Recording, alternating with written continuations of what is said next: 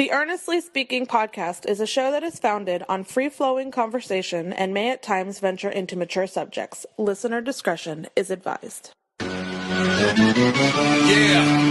Earnestly Speaking podcast.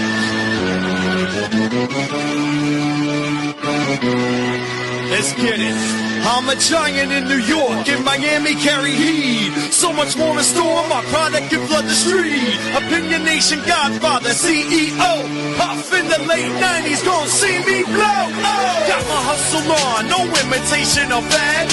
Army of untouchables, Opinion Nation staff. Never an off season, homie, check the numbers. Heart throbbing my own right, supplying southern comfort. Earnestly speaking, my ego is well fed. Earnestly speaking, you're too evil and no threat.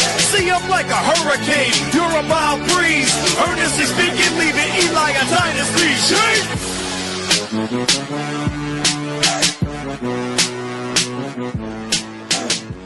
Earnestly Speaking podcast coming to you February 18th, 2025. It is a cloudy Tuesday afternoon here in South Florida. Going solo today. How you guys doing? So we got, it's a dead period in the sports calendar right now. Football's in the back burner now. Football's ended last week, 9 days ago. 9 days ago. The NBA All-Star weekend break is still going on. The NBA returns tomorrow night, actually, as we're recording. Although I did not watch a single minute of All-Star weekend. And again, I've been telling you guys for years on this podcast that I am not no longer a All-Star game watcher. At least I can't say it's purposely, because I always would intend to watch some of the games or some of the activities or festivities, and then when it comes to the Saturday night, I'm like, oh, well, I got something else going on, so whatever. And then Sunday night too, also, I'm like, oh, I'll probably watch a little bit of the game, and then something else comes up. I'm watching another TV show or a movie or make plans with friends or whatever it may be, or my wife and I makes plans with the family.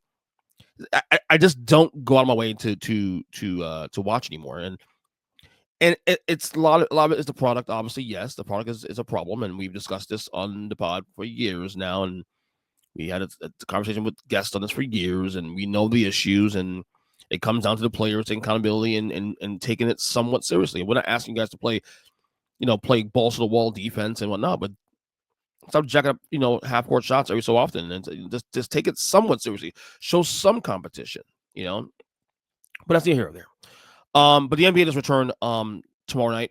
One game though tomorrow night, Lakers and Hornets. That's it. One game. I don't understand.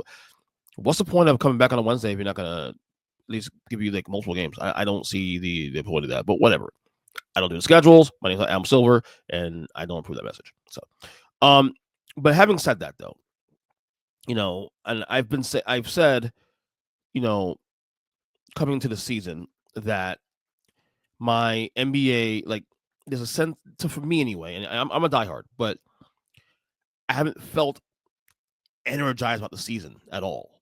And now a lot of that also to, as I've said, the election has passed recently. Football takes up all the oxygen in the room for me, college football and the NFL. You had the baseball playoffs, which is phenomenal this year. My Mets made a deep run this year, especially to the NLCS. So I had a lot of distractions. And I have a lot going on too personally too as well. I've been doing, been a lot more active, in terms of just things, doing things, not staying home as much as I normally am. I'm not as big a homebody, at least in the last couple months. I haven't been much of a homebody as I normally am.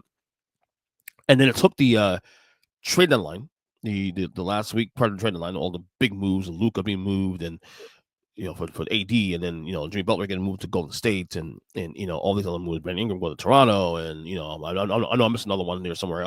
De'Aaron Fox going to San Antonio, and that kind of started the whole okay, now this thing's getting interesting now we have some conversations and narratives to talk about, and also too, football's ending, football's done.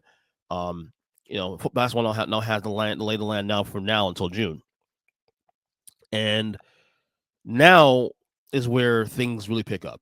People think the dog days in February. No, to me, dog days are over. To me, from this point on, this is where the playoff pushes begin, and this is where I want to see narratives being realized and being written. So I got 5 things. I have 5 things I'm looking forward to. That's interesting to me for the second half, quote, of the season, post All-Star break. stuff. What is to me the 5 storylines that stand out to me the most. Storylines in terms of the NBA season. So the first one, of course, I'm gonna go home. Of course, is the Heat, how they do without Jimmy Butler. We had a little piece of that. Has been well. Now, granted, the last game they played, I think Andrew Wiggins missed the game. Bam Adebayo missed the game. A lot of things. So I want to see how that plays out. Miami right now, they're I think 2 or 3 games under 500. They're right now currently 8th seed in the Eastern Conference, which means they're a play-in team once again. But we knew this was gonna be a process. Hopefully now with this little break, things can be reset and the Heat can make a run. I still think they're capable of getting the 6th seed over the Detroit Pistons. Have been a great story this year, and we'll see. We'll see. I don't see that. The way things are going out, I think Miami will be a play-in team most likely. Hold on, like to get out of the play-in situation, but we'll see what happens. At the same time, with this, Butler trade, the Heat, traded Butler to Jim Butler to Golden State for, Andrew Wiggins and pieces, all that stuff. Same time, I want to see how this Butler thing work, goes through. See how this plays out. Because I was a critic for this move. I was a massive critic for Gene Butler going to Golden State. And then not only that, they extend the fucking guy. They extend the guy to 2 years. So he actually won the battle. He won his money. He got his money. He got the money he wanted. But they haven't looked that bad since that. I have to be honest with you. I got to call spade a spade. And obviously, I wish Wiggins well. I'm a Heat fan. See the little thing here. I wish Wiggins well. But he's been pretty good. He's been pretty good so far with the Warriors. Now, again, for me, the problem with me and Golden State and Butler's big picture. He's an aging asset. If you tell me the Warriors get another whale, another star to pair up with Butler and Steph Curry and Draymond Green, then I could buy in this whole thing. But I don't think this team is still a title contending team, despite what Draymond Green said the other day. But Draymond Green says a lot of shit, and that doesn't mean anything. So that's my first storyline I'm looking at the second half of the year. Number 2, how quickly can Luka Doncic adapt to the Lakers? I think he played 2 games since the trade. He looked okay the first game, of course. I haven't really been able to watch much the last couple of days prior to the All-Star break. But the Lakers. But the thing is, what's crazy is that when we assessed this trade at the time, we assessed the Luka side of it, the Lakers side of it, as a long play. The long play, you get Luka, the generational star, and we all assumed that it's going to take a little while for Luka and LeBron to adapt because both guys are ball dominant guys. But here's the thing: the Lakers are playing fantastic basketball right now. So at the same time, at this point, if you're Lakers, you need at this point to, take advantage of this. You don't waste this year. Don't waste the LeBron year, because if this team can compete with, and I don't think they can, but we'll see how things play out in the next couple months. Can they compete with OKC and Denver and all the top teams in the Western Conference? I don't think so, but they look really good right now. So because of that, because of where they're at record-wise, because of how they're playing, I'm going to assess that. I want to see if this is a real thing, because I wasn't on the assumption that this was they were still punting on this year. Waving white flag on LeBron, because LeBron, another year left probably, but LeBron's motivated. He's playing well, and he's a little hurt right now. He didn't play the All-Star game because of some lower extremity situation. But this is a situation where if this team's really as good as better than we thought we are, then maybe there could be a sneaky wild card in the Western Conference. We'll see. And he's at Luka, who's missed 2 months of basketball, and is going to have fresh legs. That's got to stay in shape, obviously, though. All right. Third storyline I'm looking forward to watching. The MVP race between SGA and Shai Gilgeous-Alexander and Nikola Jokic. No question, it's a 2-man race. Once again, same 2 guys as last year. I've been saying all year long that SGA is my MVP right now. But I reiterated this on the podcast, I think with Denny Blanco last week. Denver's on a roll. Denver's red hot right now. And if the Nuggets somehow close that gap in the Western Conference, and they don't have to win the number 1 seed, but they close that gap in the Western Conference to where they're number 2 in the West, a couple games behind the Thunder in the conference. With Jokic's numbers, what he's doing this year, I'm going to have a hard time saying no to Nikola Jokic. As much as SGA is right now MVP, that is a month ago I would say SGA with a bullet. Now I'm not so convinced anymore. I'll still say SGA right now, but it's much closer now than it was a month ago. And the more Denver wins, Jokic makes that argument harder. I know there's fatigue, but I'm sorry, I don't believe in that shit. If you're the best player in that calendar year, in that campaign, you should deserve to be awarded as such.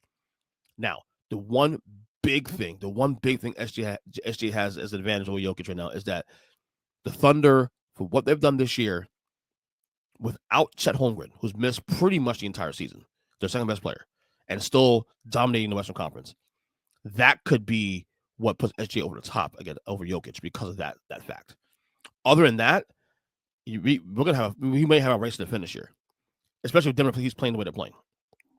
All right, fourth thing, I need to see Carl wins for the Knicks to finally buy in. Look, the Knicks are a playoff team. They're going to contend. I think they're a title contending team. But do I think they could beat Denver? Not Denver. Well, forget Denver. But could they beat Boston? Right now, I'm saying no. They have the horses to do it, but they got to do it. Can they beat Cleveland? I mean, Cleveland's dominating this year, obviously having a great year. But the Knicks, these last couple of weeks, they had a couple, 2 weeks in a row. They had 2 marquee games on Saturday Night Basketball. Saturday night, Lakers game one weekend. The following weekend, they had against the Celtics. Both games they lose and got embarrassed. And those are the games I judge this team by. When you were a contending team, I'm judging you by the games you against the teams are on level or maybe a little bit above you. And if the Knicks are to be believed to be a title contender, I need you got to win those games. And not only did they win those games, they lost those games at home in blowouts. And for the record, Lakers team, that Lakers game, no AD. Celtics game, I believe Jaylen Brown didn't play the game either. So it wasn't like they were playing. Those teams are playing full strength. No, those teams they lost to came to your home without one of their best players and beat the shit out of you. That's a problem. That's a problem. So, if I'm going to believe you guys as a contending team, you have to play as such on this level because they're good enough. They have the bodies to do it, but you got to do it. So there's still some apprehension for the Knicks. I will still right now take Boston over New York in the East. I'm probably still taking Cleveland a little bit over New York. Maybe that's still a bit of a wash. They're good enough, but I'll stick to Boston over them. All right, the final thing I'm looking at to start this second half of the year, can the 76ers make the playoffs? Now, right now they are, I believe, 9 games below 500. Having a disastrous year.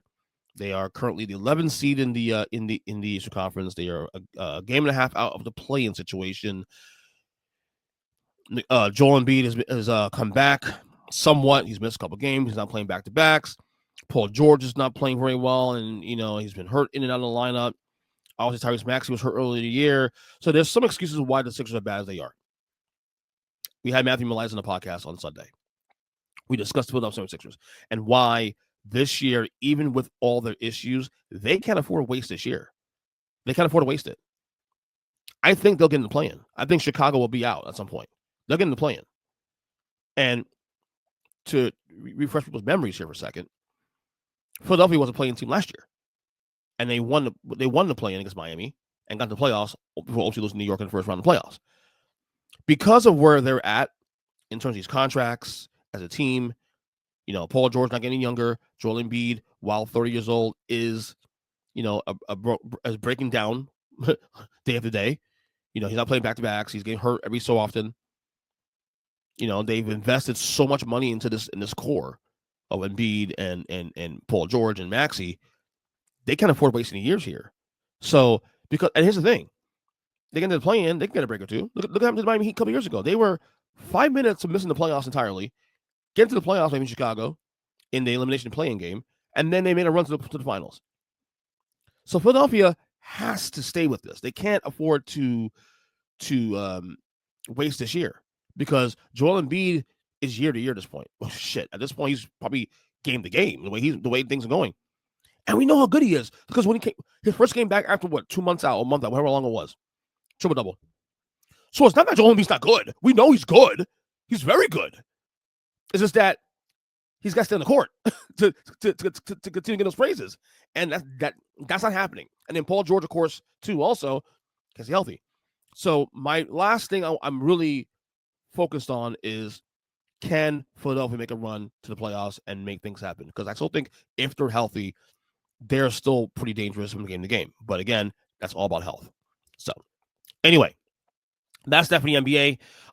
Again, like I said, the first game back is tomorrow as it's recording, and we'll see how things lay out in the next 2 months. Anyway, little NFL talk here. I want to talk about Matthew Stafford. So Colin Cowherd, you guys probably know who he is, I'm sure, had a theory on his show last week. And we've been talking on this podcast about the possibility of a dry market for quarterbacks in the NFL this year. Because obviously when I've been saying that Sam Darnold is probably going to be the biggest name in the open market because you have guys like Aaron Rodgers is old, Russell Wilson's getting older, and whatnot. So I want to play this clip. What Colin Cowherd says on his radio show, The Herd, that Matthew Stafford could possibly be on the market, and it's a couple of theories he brought up that I want to share here. So let me play this clip for you guys real quick.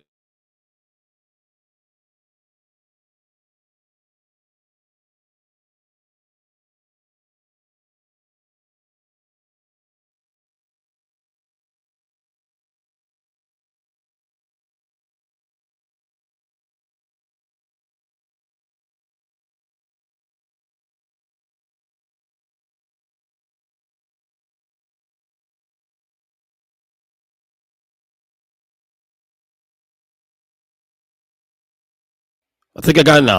Hold on. I think I got it now. Let's play it right here. So yeah. I am going to propose something. I made a couple of calls yesterday, a couple of texts this morning. Yesterday, I was talking to a longtime NFL exec, and he said, this is not crazy. The Rams like Matt Stafford, but they're tiring of the constant quarterback talk. His wife saying things publicly. They like him, but they don't want to restructure his deal and give him a big contract. Meanwhile, the Giants do not like the quarterback class, and Brian Daboll, the head coach, and Joe Shane, the GM, have got to win or they'll be fired by Thanksgiving. What the Rams want, I'm told, they want the Giants' first-round pick at number 3. They want to take that pick, move down, and get more picks. Why? So they have extra picks for next year when they have to move up to get a quarterback. So what the Rams will be in the market for if Matt Stafford moves is a 1 to 2 year rental at quarterback. Aaron Rodgers. Hear me out. Aaron needs a rehab. Got a house in Malibu. West Coast guy. Remember, Matt LaFleur's brother is the OC with Sean McVay. Well, he's been in that system before. I believe Aaron is craving infrastructure, stability, a head coach he respects, organizational excellence. So I am going to propose something. I made a couple of calls yesterday. All right. Okay. All right. So that was Colin Cowherd last week on The Herd. Now, this Stafford thing really there's 3 angles to this now. And, there's the angle number 1 of Matthew Stafford's future. There's the angle of, he mentioned the Giants, of course, who have the number 3 pick in the draft currently right now. There's also the angle of, which you brought in Aaron Rodgers, if the Rams want to get a rental and rebuild. Now, let's start with the Stafford part first.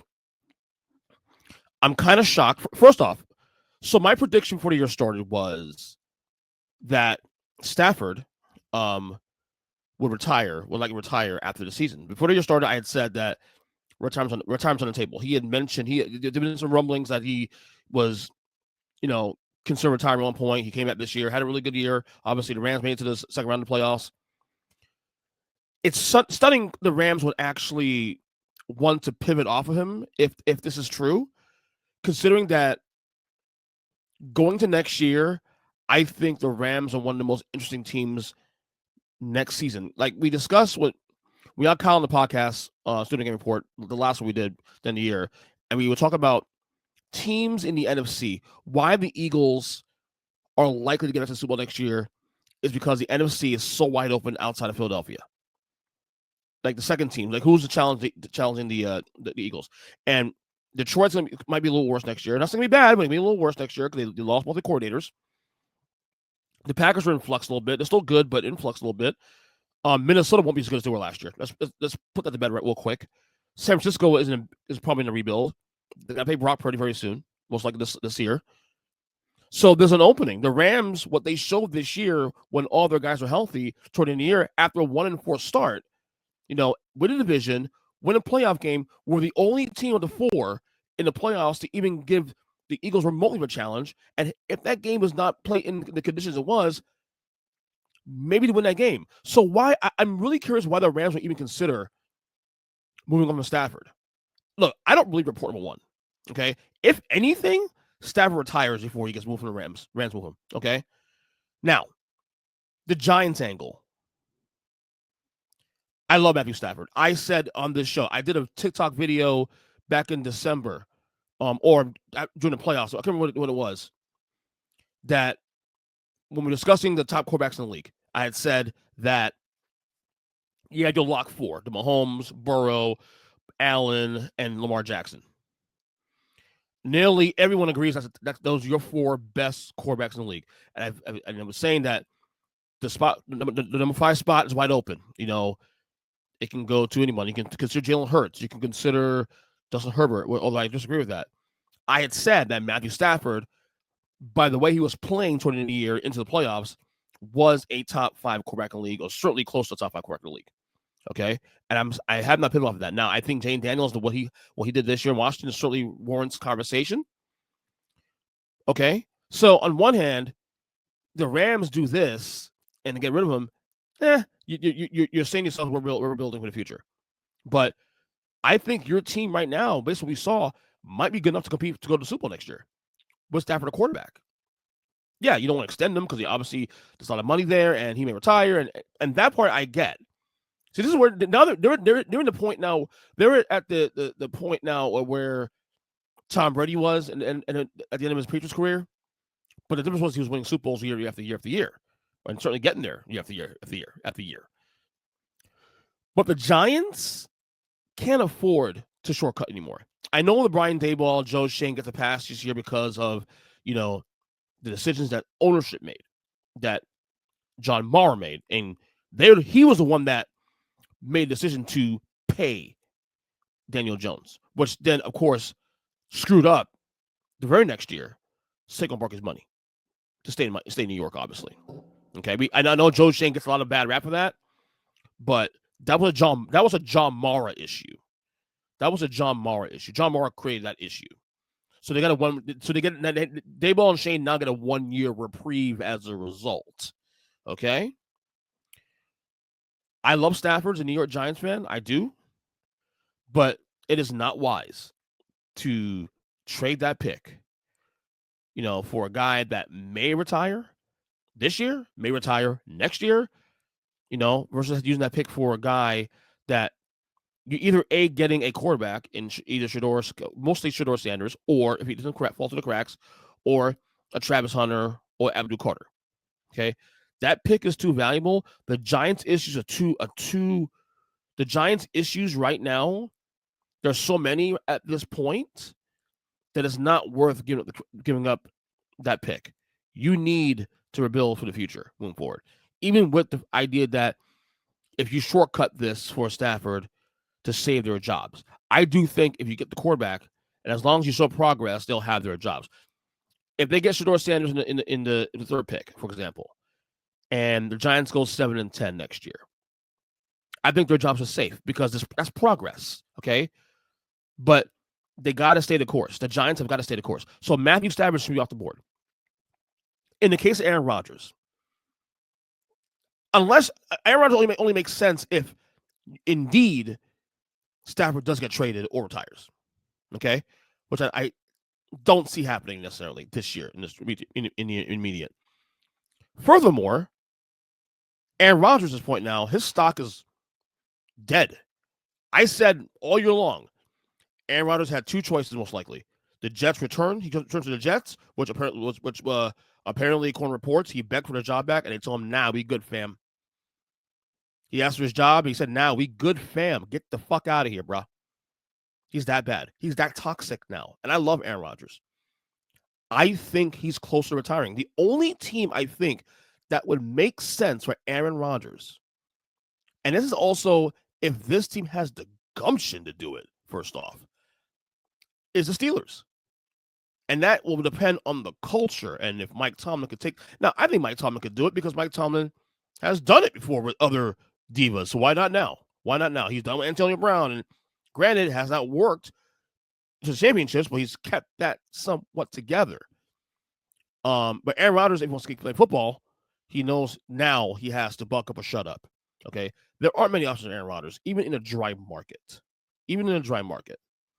Okay, so having said that, I think it's probably most likely, in my opinion, that Aaron Rodgers retires than finds a team next year. I think Aaron Rodgers killed his load this year. And not just because of the play, but also the play and then also all the off-field stuff or locker room stuff. Him not being a good leader. And again, this is stuff that's been coming out now for a little while now. So Stafford stay put in LA. I think he will stay put in LA. Giants cannot shortcut this, and that's just that. All right. What else on the docket here of things to talk about? So we are pretty much a month into the second term of Donald Trump. I have purposely, and I'm not gonna front here. I have purposely quieted down the political talk on this podcast. And I do enjoy talking politics, my friends and whatever, and we'll still do that. But I have quieted down the volume on politics the last couple months, and that's by design. I'm just burnt out, bro. I'm just burnt out, man. And I know all my friends on the left, they want you to be engaged, and they want you to do this, and you got to care, and I do care. But I care more about my mental health. Okay, I made a promise I made a promise even before he got elected in November, that if Donald Trump were to get back to Oval Office again, that I am not going to be as invested mentally as I was during his first term. Because I think people forget that first term was so shocking and rapid pace and everything else. You're checking your phones every minute, every hour, every day to see what did Trump say this time, what did he do, who he pissed off, what did he tweet. And that was so much, man. It was good for content, yes. For me, doing shows on, doing this podcast, and it was fun, I guess, in some ways, but it was also burnout. And by the time we got to Biden in 2021, come off of COVID, the pandemic, I need a break. I remember when Biden took the office. I took a break from talking politics for a little while because I need to breathe. And look, I am following what's going on to some degree, but I'm nowhere. I mean nowhere as invested as I was the first Trump term. And I'm not going to be. I have personal friends of mine who have been saying to me, you should care. Maybe you agree with what's going on. No, I don't agree with everything that's going on. There are very few things he's done I actually agree with. But again, my attitude now is, and you guys know I didn't vote for the guy. I voted for Kamala Harris, okay? Because my political leanings are more closer to the Democratic side than the Republican side. That doesn't mean I like the Democratic Party. For the record, I'm not a Democrat. You guys know this already. But this is what the country voted for. See, this is the difference between the first term and the second term. The first 4 years, Donald Trump may have won the White House, may have won the Senate, also had the House, but he didn't have the mandate in the same way he has now. And there are more people I've seen in my life that were once Democrats or once left-leaning people who actually checked the box for Donald Trump this year. They've told me that personally. A lot of people have done that. People who I thought were left-leaning people voted for Donald Trump. My attitude is just cool. And for the record, you do vote for you want to vote for it. I'm whatever. But I'm letting this play out. I'm going to call out the things. If he does good things, I'm going to call it out. I'm gonna praise him. If he does bad things, I'm going to call it out, as I've always done on this podcast. I've always been very fair-minded. I'm not going to get to the extremes anymore. And furthermore, People say, well, why don't you use a platform? And no, I'm not going to. You know why? Because I'm not a fucking activist. All these people here tweeting this stuff. Oh, Trump's doing this, and okay, so what are you gonna do about it? You're so passionate about it, talking about it from your keyboard. What are you gonna do about it? Go sign petitions. Go to your local senators, your local representatives. If you care that much, I'm not saying I don't care, but I already told you I'm not invested anymore. I'm out. I'm watching what's going on, and I'll call out things I need to call out. Okay. Obviously the cabinet he's put together, mixed views at best, probably worse than mixed. I mean, I have massively mixed views on RFK Jr. because on one hand, I do like a lot of the things for example, his housing. But it doesn't really matter because he's not really, housing doesn't really affect anything because he's not under president anymore. But his views on the foods, the stuff in our foods, the additives in our foods, and we need to get better. What the FDA has done and allowing in this country is disgusting. And he has said that he wants to put an end to that, which I'm for the record. So on one hand, I do like the fact that he has some influence to impact that. Hopefully, there's other things about RFK that's very concerning. Also too, also Tulsi Gabbard, same thing too. We have Tulsi Gabbard years back, not anymore because she's a grifter in my opinion. There's a lot of concerning things I've seen in this cabinet. There's some things that, okay, it is what it is. It's not cause concern now, but there's a lot of things also that's concerning too also. Mainly, the biggest concern for me for Trump is Elon Musk. And it's not so much Doge, which is obviously the Department of Government Efficiency, a made up position. Okay. I don't mind that they're finding waste. If you believe this is true, they're finding waste on budgets and everything else. That doesn't bother me. What bothers me is who is heading that stuff. The person who's heading that stuff also benefits from the government. He's a government contractor. There's a conflict of interest there. And I know people are saying, oh, well, it's no big deal to find the ways. Okay. Would you feel the same way if George Soros was doing the same thing too also? If, say, Joe Biden was in office or Barack Obama was in office? You can't have both ways, guys. You can't have both ways. Okay. And I've been very, very honest and I've been very upfront about my position on this stuff. But at the same time, I'm done being, for crying out loud, I've stopped watching all my political shows I normally watch all the time. I kind of take a step back a little bit. I just have to. For my own mental health and my sanity, I have to take a step back, and focus on the things I can control. You control the controllables. You know what I mean? I'm focused on my family, on my kids, on my wife, my marriage. I got a lot of things going on this year. I'm going to get to in a second. I'm excited about. There's things to be excited about in this world. For me, anyway, I'm excited about this year. You know what I'm saying? So I'm just taking a step back. Let's see what plays out, obviously, because at the end of the day, Donald Trump, people voted for this guy. He won the popular vote. Okay? So whether you like it or not, this is what the country voted for. So wait and see. And I hate to say that, but I didn't vote for the guy. But at the same time, it's what they voted for. So that's my attitude, And you don't like it, that's just too fucking bad. All right. Personal stuff here. I have become very obsessed lately with calisthenics. My wife and I started a challenge about a month and a half ago. My wife has now become very health conscious now in ways I've never seen before in the last 2 years. Obviously, her nutrition has improved massively in the last 2 years.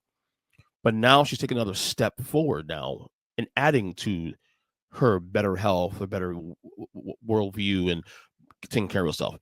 She's now exercising more. And she started a squat challenge at work, actually, about 2 months ago. And then I got involved in that, which now prompted me to start doing more exercises of that nature. Because I don't enjoy going to the gym anymore. I used to go to the gym a lot growing up.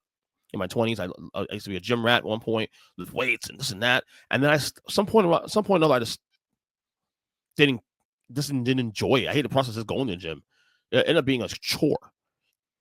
I actually, in recent years, when I do like to work out once in a while, which was far and few up until recently, I would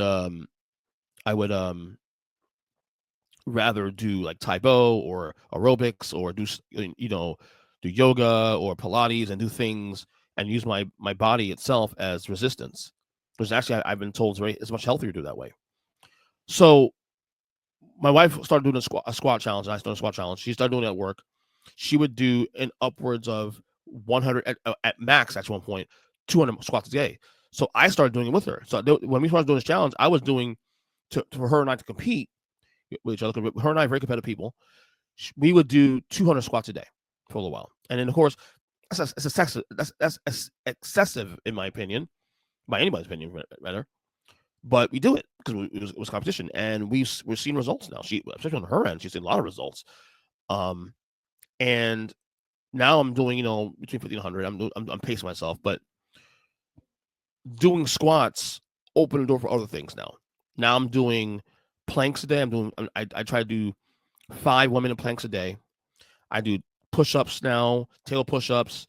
I do squats. Obviously, just told you that. I'm doing a lot of other things now. I'm still walking a lot. Well, the walking has been a little bit.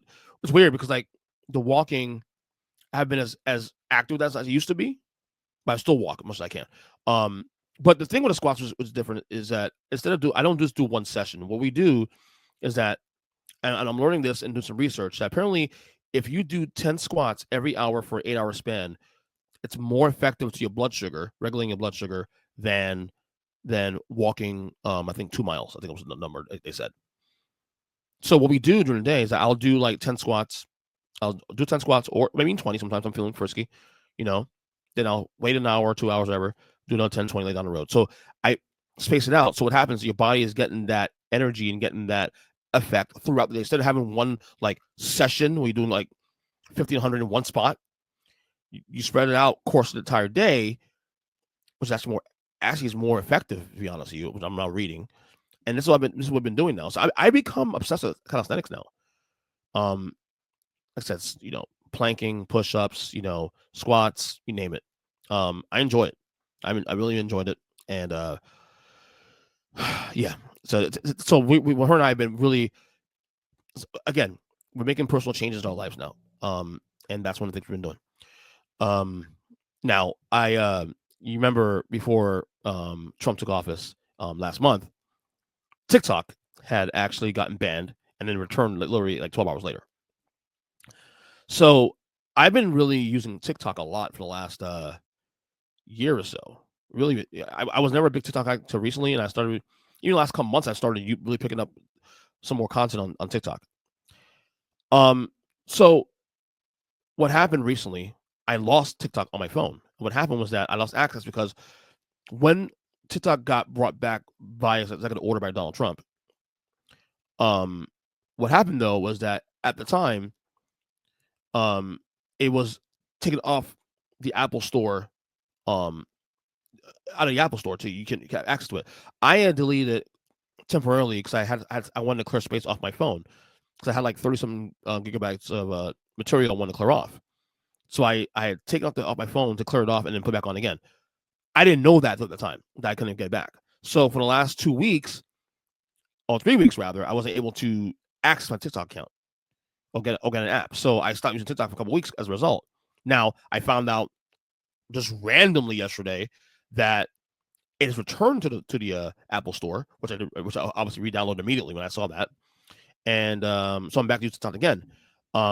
So I'm happy to get it back. Obviously, I've been making content on there. I've been doing the shorter videos now lately, something I never thought I'd be doing. But yeah, this is the lay of the land now, man. Content is king now, right? So I found ways to invest time and quality time to talk about sports and stuff of that nature. Do shorts on TikTok. So I really enjoyed it, actually, to be honest with you. So, all right, one more thing we get out of here. It's been a good podcast today. I mentioned earlier that I'm really looking forward to the rest of the year. This is the year of doing. What I mean by that is I am looking forward to being more active. My wife and I've been talking about like doing more things and not just doing the same old work, kids, whatever, rinse, repeat. We discussed being more active as a couple, doing more things as a couple, do more traveling, and of course my passion is live shows, going to concerts. We are my concert schedule so far, and it's going to probably flip me more once you see more bands tour. Hopefully this year, it's filling up nice, and it actually is a nice schedule. So, my concert schedule this year is looking real nice. Okay, starting next month, in March, I'm going to see Deftones for the first time finally in concert after all these years that every time I try to go see them live in concert, I'm not able to see them because something comes up or they cancel a show or a hurricane happens. I'm going to see Deftones for the first time in Fort Lauderdale in late March. Or I think it's March 22nd actually. Then in April, my wife and I are going to also be going to see the MJ the Musical play, which has been a massive hit worldwide. The only thing is that it won't have the original cast, but the Michael Jackson musical, MJ musical, which I have the T-shirt. I've seen on the shirt a couple times because my mom went to the original one in New York a couple years ago. But that's coming to Fort Lauderdale in April. We're going to the April 11th show. This should be a good time. Then in June 8th, my wife and I and the kids also are planning on seeing Metallica in concert in Tampa, which is going to be the second show of the two they're doing on a Sunday on June 8th. That's so looking to get tickets very soon for that. But we're going to see Metallica in June. It'll be my 5th time seeing them live. My kids want to go really bad, so that's why we're making a family thing. Now, my wife's not a big Metallica fan. In fact, she's not even a Metallica fan at all, but she's going because it's a family thing. So we're going to go up there, see the band play, and then we'll probably go to Disney World the next day. And then here's the big one. You think Metallica's a big one because I'm, how big a fan I am. Obviously, wearing a shirt right now. The big trip is coming up in August, late August. So, System of a Down is a band I love. It's been around for a long time, but they haven't been together, quote unquote, for 20-something years. They do shows here and there, but they're not active. They are doing a show in New Jersey this August 28th. Well, it's 2 nights, 27th and 28th, at MetLife Stadium, home of the New York Giants and Jets too, when they put in there. And we are going. My wife and I are going. We already bought our tickets. We bought our tickets last week, actually. A lot of money. I mean, it ended up costing us between her and I with fees over $700. But we have never seen System Down live before. A couple of friends are going with us too. Also, it's going to be a group trip in a sense. A couple of coworkers and friends are going to be going with us as well. That trip will be a little bit of a, to say, it's going to be a process because the kids are not going with us, but they're going with us. So what's happening is we're going to fly to Connecticut to my sister's on the day for the show on the 27th to Connecticut. We're going to drop the kids off at my sister's for a couple of days and then leave immediately to New York and spend time with our friends for a couple of days in New York. The next day will be the concert. We're going to go to the show, have a good time, and then come back home 2 days later. Back to Connecticut and fly back home from Connecticut. That is the plan for August. I still got to buy plane tickets though for that, but that is the plan for us this August. So my concert schedule is filling up. I know that there's a Stained show I want to go to in May, but I may not be able to make that because it's on the school night and it's on one night when my wife has to work. So I may have to get a babysitter, and I don't know if I want to go. I'm not even sure if I want to go through all that to it's even worth it. So we'll see. But my concert calendar is filling up, and hopefully I'm waiting to hear more shows get announced too, also as well in the coming days and weeks, hopefully down here. But that is what I got going. Like I said, my wife and I, we're making a point to live.